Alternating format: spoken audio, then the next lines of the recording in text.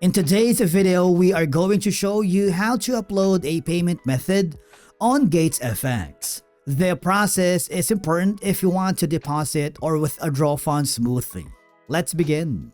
Now, the first thing that you need to do is to log in using your credentials and then hover to the left side area of the navigation and go to Funds.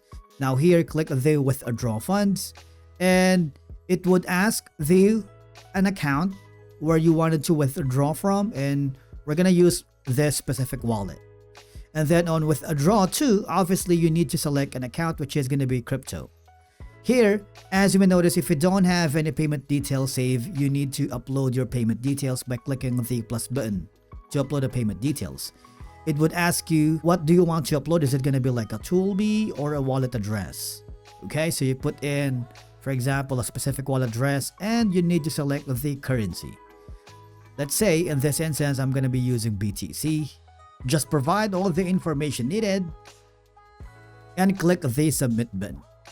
Your payment method will be sent for verification. Approval usually takes a few hours up to 1 to 2 business days depending on GatesFX. Once approved, you'll see your payment method marked as verified or active.